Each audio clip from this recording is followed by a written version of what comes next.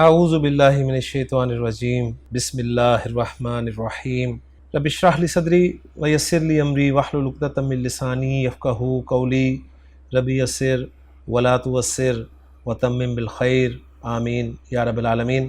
آج کے سبق میں ہم انشاءاللہ سورۃ النبأ کی آیت نمبر 21 سے گرامیٹیکل انالیسس شروع کریں گے۔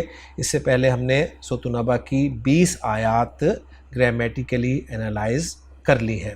تو چلتے ہیں آج کے سبق میں پہلی آیت نمبر 21 کی طرف، جو کہ آپ اسکرین پہ لکھی ہوئی دیکھ رہے ہیں۔ اس آیت میں اللہ تعالیٰ نے ارشاد فرمایا کہ ان جہنم کانت مرصادا۔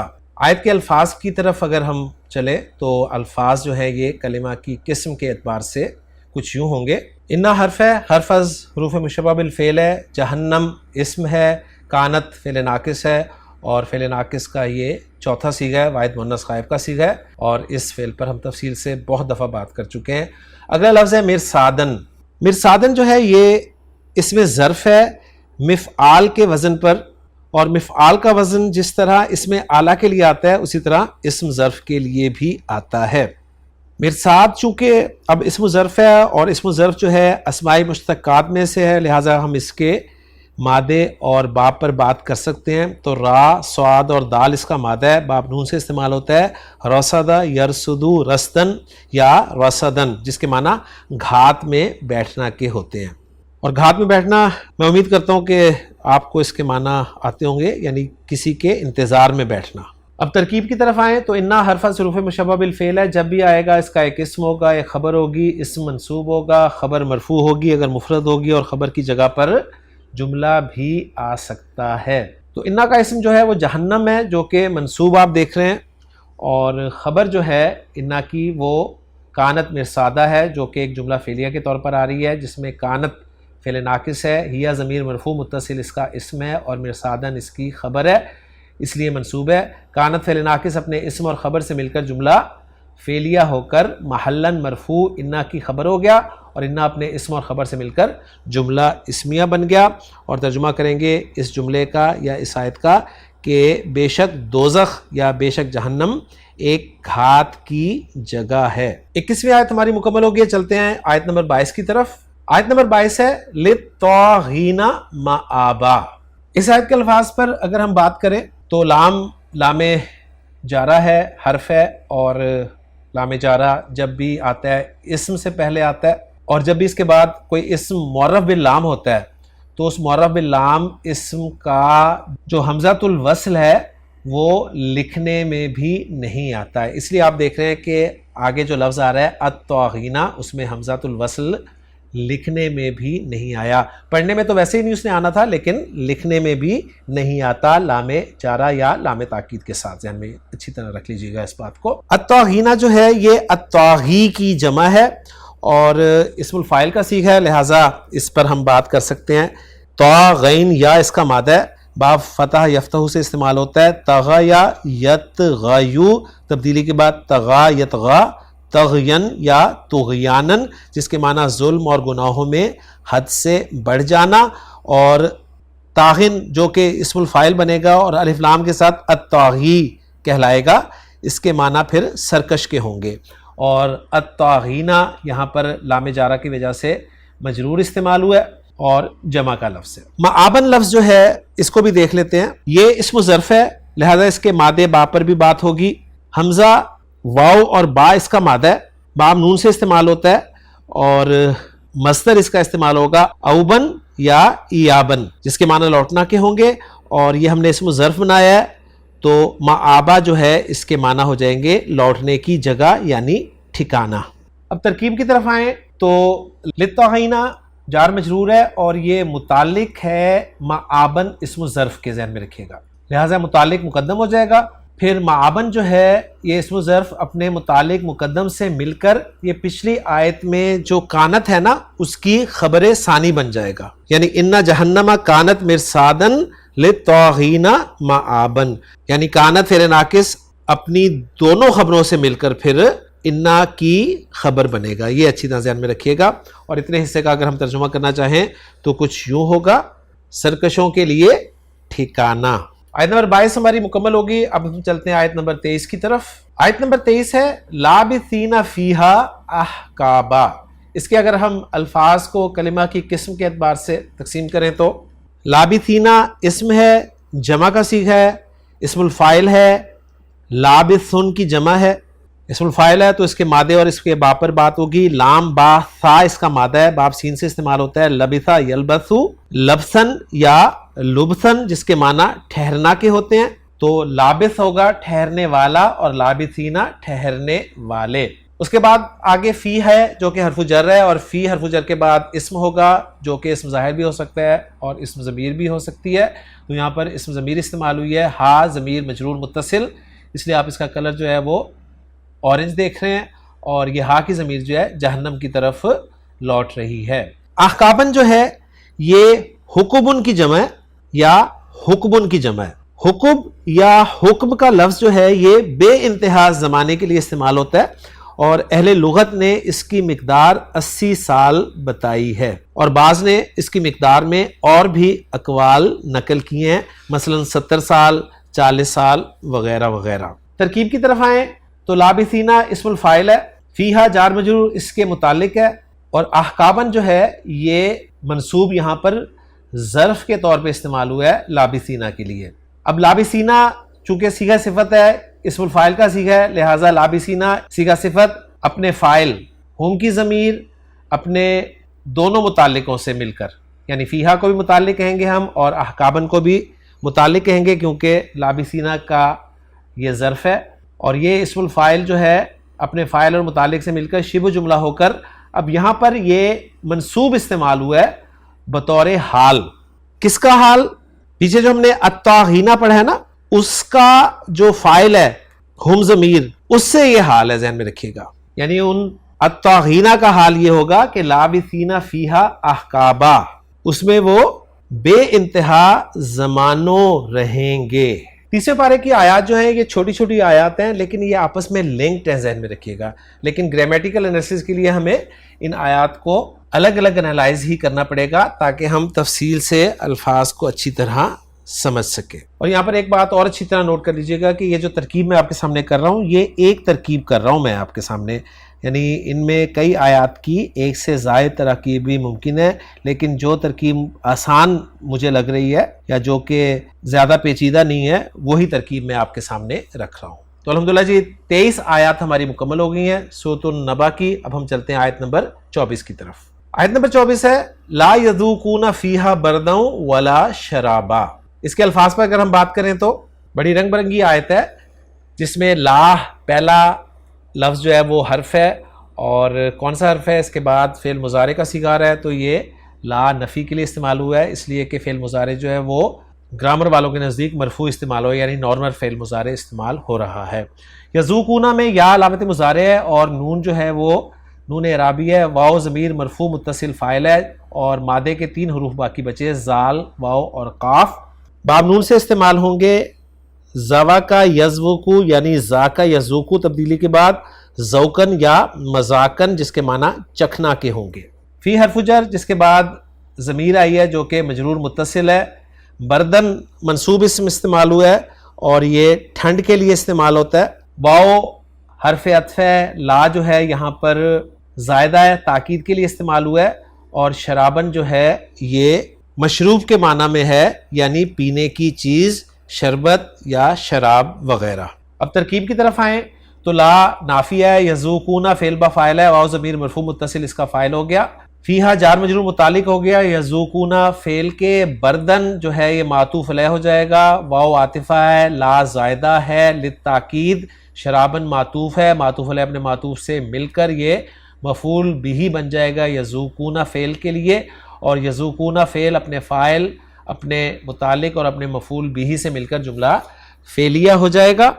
اور ترجمہ کریں گے ہم اس جملے کا کہ اس میں نہ وہ کسی ٹھنڈک کا مزہ چکھیں گے اور نہ پینے کی چیز کا. اور یہ ترجمہ جو میں نے کسی ٹھنڈک کا کیا ہے وہ نکرہ کی وجہ سے کیا ہے. آیت نمبر 24 مکمل ہو جاتی ہے. اس کے بعد آیت نمبر 25 کی طرف چلتے ہیں. آیت نمبر 25 ہے الا حمیما و غساقا. اس کے اگر الفاظ پہ بات کریں تو اس آیت میں 2 حروف ہیں اور 2 ہی اسما ہیں. الا حرف ہے عام طور پہ استثناء کے لیے آتا ہے.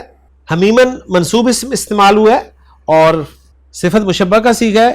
کھولتے ہوئے گرم پانی کے لیے لفظ استعمال ہوا ہے یہاں پر. واو عاطفہ ہے اور غساکن جو ہے یہ بھی منصوب استعمال ہوا ہے اور یہ اسم ہے اور اس کا معنی کیا گیا ہے دوزخیوں کے بدن سے بہنے والی پیپ.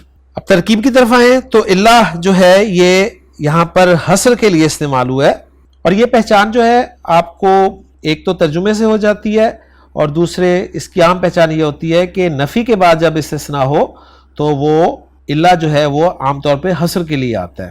حمیمن معطوف علیہ ہے, غساکن معطوف ہے. حمیمن معطوف علیہ اپنے معطوف غساکن سے مل کر یہ بدل بن جائے گا پچھلی آیت میں جو بردن ولا شرابن ہے نا, معطوف علیہ معطوف اس سے, یعنی لا یذوقون فیہا بردن ولا شرابن الا حمیما و غساقا, یعنی وہ اس میں صرف گرم پانی اور پیپ ہی پیئیں گے. اس کے بعد اگلی آیت ہے ہماری آیت نمبر 26, جزاء وفاقا. دو الفاظ پہ مشتمل ہے اور دونوں الفاظ جو ہیں یہ اسماء ہیں, منصوب استعمال ہوئے. جزاء جو ہے یہ بدلے کے لیے لفظ استعمال ہوتا ہے اور وفاقن جو ہے یہ موافق یا مطابق ہونا کے معنی میں استعمال ہوئے اور دونوں ہی مصدر ہیں. جزاء جو ہے یہ جزا یجزی کا مصدر ہے اور وفاقن جو ہے یہ باب مفعلہ سے وافقہ یوافق موافقتاً یا وفاقن مصدر ہے. ترکیب کی طرف آئیں تو جزاءن جو ہے اس کو موصوف قرار دیا گیا ہے اور وفاقن جو ہے یہ صفت ہے, موصوف صفت مل کر یہ پھر ایک محذوف فعل جو ہے یجزونا اس کے مفعول مطلق کے طور پر استعمال ہوں گے, یعنی یجزونا انہیں بدلہ دیا جائے گا جزاءن وفاقن پورا بدلہ. اور یجزونا جو فعل محذوف ہم مان رہے ہیں وہ فعل مجہول ہوگا جس میں واو ضمیر مرفوع متصل جو ہے وہ نائب فاعل ہوگا. اگلی آیت جو آیت نمبر 27 ہے وہ ہے انہم کانوا لا یرجون حسابا.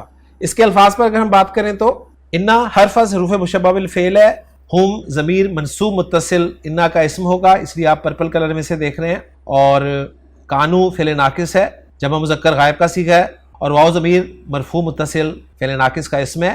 لا حرف نفی ہے. یرجونا علامت مضارع یا کو ہٹا دیں, نون اعرابی کو ہٹا دیں, واو ضمیر مرفوع متصل فاعل کو ہٹا دیں تو را جیم دو حروف نظر آ رہے ہیں مادے کے. اس کا مطلب ہے کہ ایک مادے کا حرف جو ہے وہ ڈراپڈ ہے. تو مادے کے جو 3 حروف ہیں وہ ہیں را, جیم اور واو. باب نون سے استعمال ہوتا ہے. رجوا یرجو, تبدیلی کے بعد رجا یرجو جس کے معنی امید رکھنا کے ہوتے ہیں اور مصدر اس کا آتا ہے رجاءن. جمع مذکر غائب کا صیغہ ہے اور حسابن لفظ جو ہے یہ پامانہ حساب یا محاسبہ کے استعمال ہوا ہے اور مصدر ہے یہ باب مفعلہ سے منصوب استعمال ہوا ہے. ترکیب کی طرف آئیں تو انا حرف از حروف مشبہ بالفعل, اس کا اسم جو ہے وہ ہم ہے, ضمیر منصوب متصل, اور خبر جو ہے وہ جملہ فعلیہ کے طور پر آ رہی ہے کانو لا یرجون حسابا, اور خبر جو ہے یہ محلن مرفوع قرار دی جائے گی.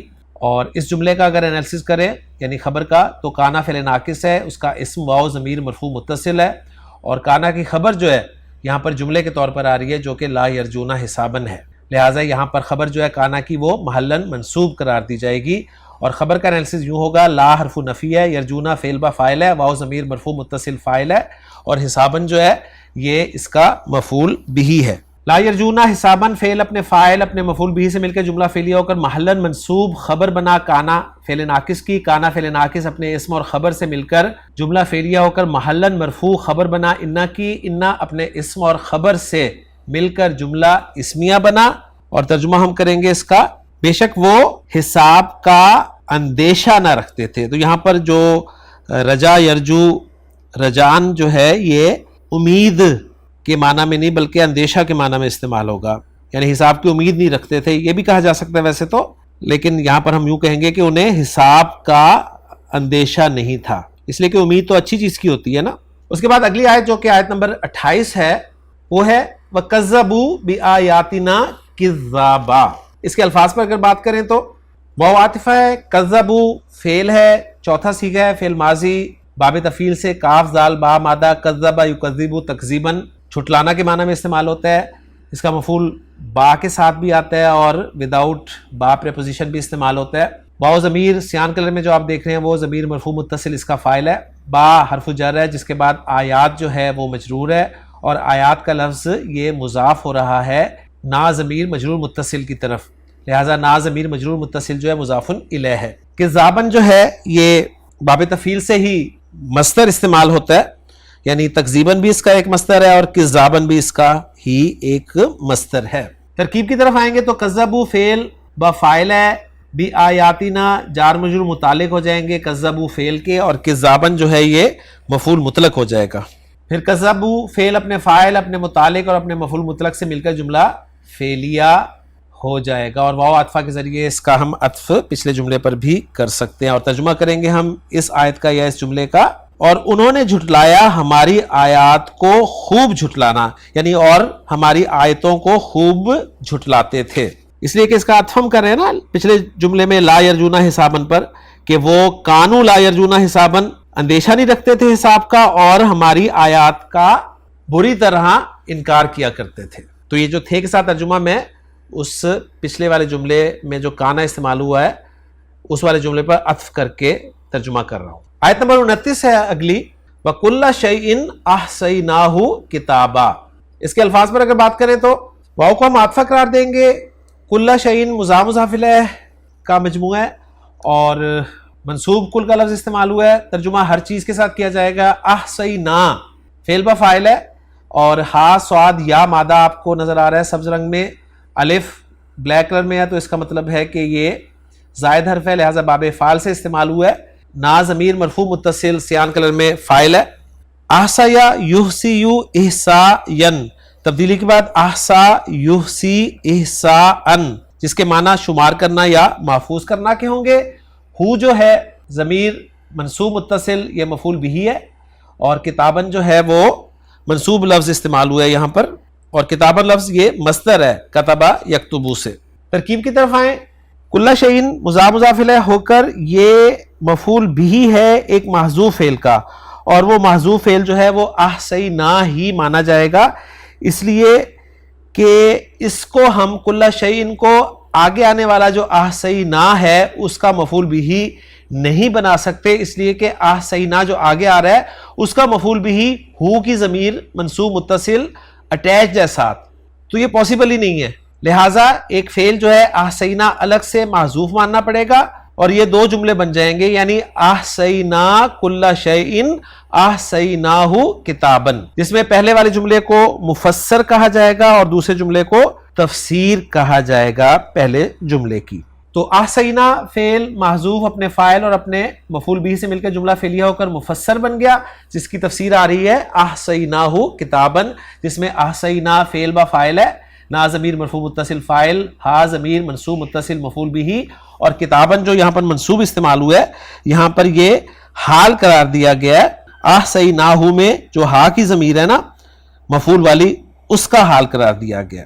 اب مصدر جو ہے چونکہ کبھی اسم الفاعل کے معنی میں آتا ہے کبھی اسم المفعول کے معنی میں آتا ہے، تو لہٰذا اسم الفاعل اور اسم المفعول جو ہے وہ حال بن جاتا ہے، یہ آپ کو اچھی طرح معلوم ہے. یوں پھر مفسر اپنے مفسر سے مل کر جملہ فعلیہ ہو جائے گا. اور ترجمہ کریں گے ہم اس کا، اور ہم نے ہر چیز کو لکھ کر ضبط کر رکھا ہے. 29 آیات مکمل ہو گئی ہیں. 30ویں اور آخری آیت پہلے رکوع کی، اس کی طرف چلتے ہیں، وہ ہے فذوقوا فلن نزیدکم الا عذابا. اس کے الفاظ پر اگر ہم بات کریں، فا حرف ہے اور یہاں پر یہ سبب بتانے کے لیے استعمال ہوا ہے. اس کے بعد ذوقو فعل ہے، فعل امر ہے، زال واو قاف مادہ، واو ضمیر مرفوع متصل اس کا فاعل ہے، اور اس کے بعد جو فا آ رہا ہے وہ بھی حرف ہے جو کہ عاطفہ قرار دیا جائے گا. لن حرف نفی ہے، اور ہم جانتے ہیں فعل مضارع سے پہلے آتا ہے اور فعل مضارع کو خفیف کرتا ہے، گرامر والوں کے نزدیک منصوب بناتا ہے فعل مضارع کو، لہٰذا آپ دیکھ رہے ہیں کہ نزیدہ استعمال ہوا ہے. نون بتا رہا ہے کہ جمع متکلم کا صیغہ ہے اور فعل مضارع کے ان 3 صیغوں میں سے ہے جن کا فاعل ہمیشہ اندر ہوتا ہے، تو نحنو اس کا فاعل ہے، اور زا یا دال مادہ ہے. باب ضرب یضرب سے استعمال ہوتا ہے. زیادہ یزیدو تبدیلی کے بعد زیادہ یزیدو زیدن یا زیادتن یا مزیدن. زیادہ کرنا کے معنی میں، اور یہی فعل جو ہے زیادہ یزیدو یہ متعدی کے ساتھ ساتھ لازم بھی استعمال ہوتا ہے، یعنی زیادہ ہونا کے معنی میں بھی استعمال ہوتا ہے۔ اس کے بعد قم ضمیر منصوب متصل ہے اور الا حرف استثناء ہے، لیکن یہاں پر یہ حصر کے لیے استعمال ہوا ہے اس لیے کہ منفی جملے میں آیا ہے لن نزیدکم الا عذابا، اور عذابن جو ہے یہ منصوب استعمال ہوا ہے۔ ترکیب کی طرف آئیں تو فا جو ہے وہ سببیہ ہے، ذوقو فعل با فاعل ہے، جملہ فعلیہ بن گیا، بلکہ جملہ فعلیہ انشائیہ ہو گیا، اور ذوقو جملہ جو ہے یہ جملہ تعلیلیہ قرار دیا جائے گا جو کہ لا محل لہا من الاعراب کی کیٹیگری میں آ جائے گا۔